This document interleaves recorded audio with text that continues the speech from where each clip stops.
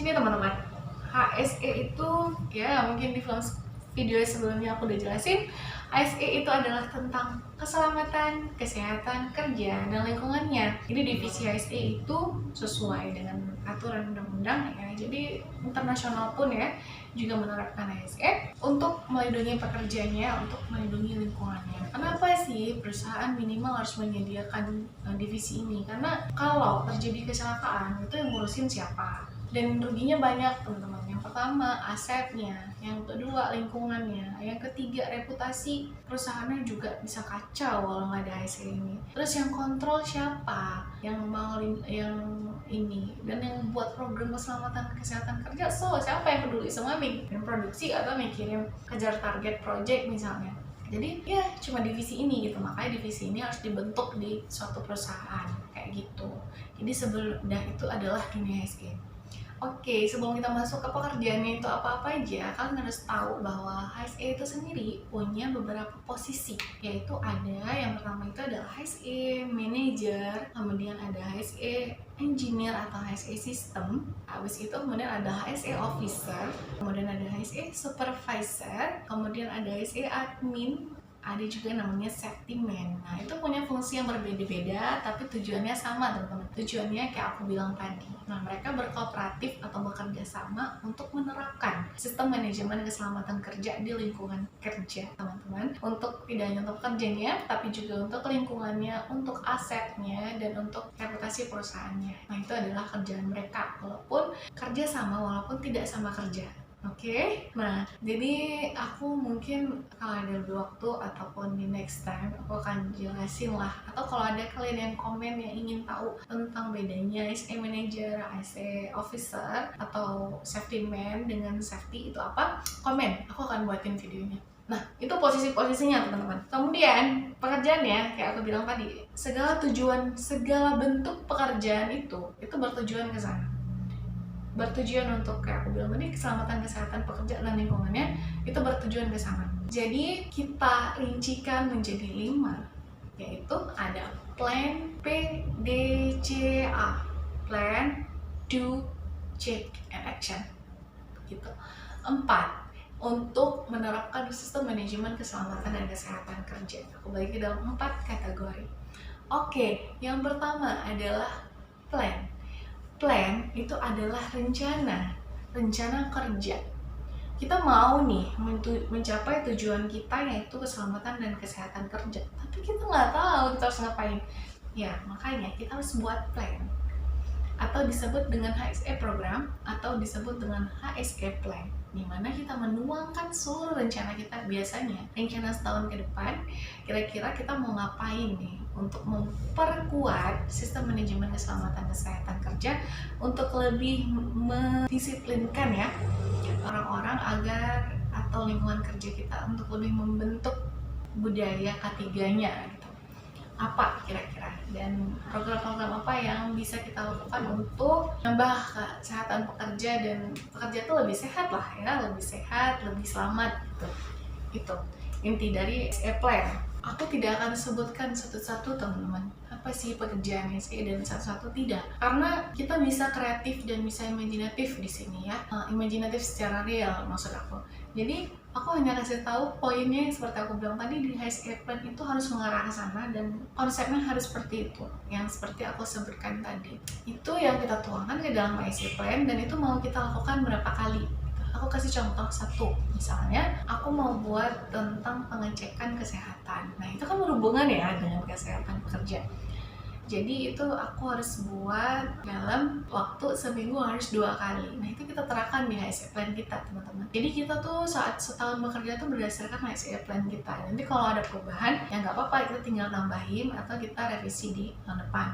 Jadi ada pegangan gitu, apa yang harus kita lakukan selama 1 tahun ke depan. Atau misal dari COVID nih ya, sekarang kan musim COVID. Nah kita harus melakukan pengecekan suhu rutin.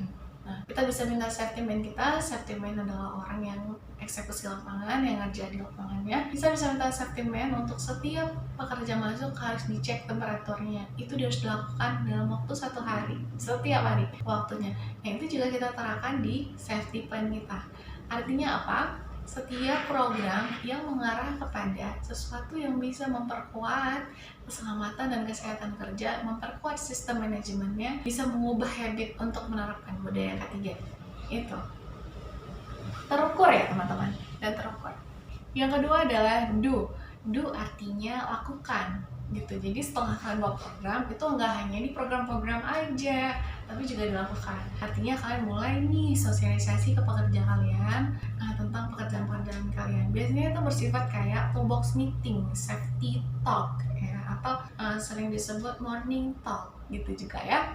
Banyak di setiap perusahaan beda-beda, tapi intinya adalah kita tuh kayak briefing ya, kita kayak briefing tentang oke, nanti di lapangan tuh harus begini ya, kira-kira nggak boleh berdiri di posisi ini, nggak boleh berdiri di posisi ini, dan kalau ada apa-apa itu dilaporkan gitu, diterapkan teman-teman. Jadi misalnya nih di salah satu program kita, setiap orang yang masuk itu wajib kita kasih pengarahan tentang informasi plan, karena kan di setiap area kerja tuh punya area-area yang sensitif yang harus lebih hati-hati gitu. Jadi nggak sembarangan orang nekan-nekan, nggak sembarangan orang atau berdiri-berdiri asal-asalan gitu.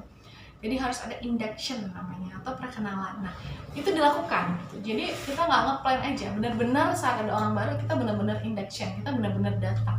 Itu dilakukan gitu. Itu contohnya ya. Intinya semua yang udah kita rencanain, kita mulai sosialisasi supaya itu benar-benar real terjadi. Ketiga adalah cek.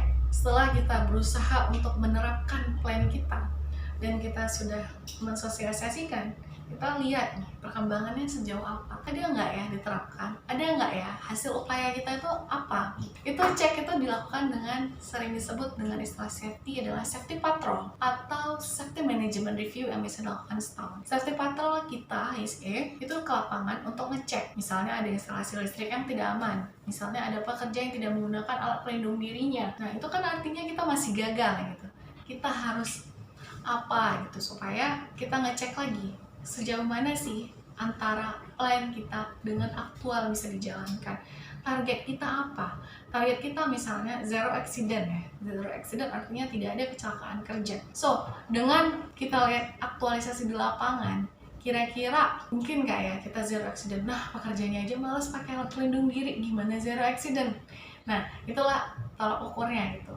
Nah, sebagai seorang HSE kita langsung masuk ke dalam nomor 4, itu adalah action. Setelah kita melihat itu, kita melihat perbandingan antara plan dan aktual kita jauh, kita harus melakukan action supaya bisa aktual itu mendekati plan kita, atau kita harus melakukan sesuatu nih agar orang itu mau bisa bertujuan sama dengan kita untuk agar selamat dan sehat tadi. Ya, kita harus briefing, kita harus buat laporannya, kita harus record ya. Semua itu harus di-record dan dilakukan to do something-nya lah. Jadi orang ini tidak pakai pelindung diri, berarti aku harus buat briefing lagi, berarti aku harus kasih tahu nih, atau aku harus buat training supaya dia tuh posisi kerjanya nggak salah dan membahayakan dia sendiri. Itu training, briefing itu adalah bentuk dari action kita saat kita mengetahui bahwa aktual kita tidak sesuai dengan plan kita, atau kalau sudah sesuai kita melaporkannya, merekodnya, dan terus mengevaluasi agar lebih baik ke depannya gitu. Itu adalah tahapan bagaimana sih kita bekerja di dunia HSE.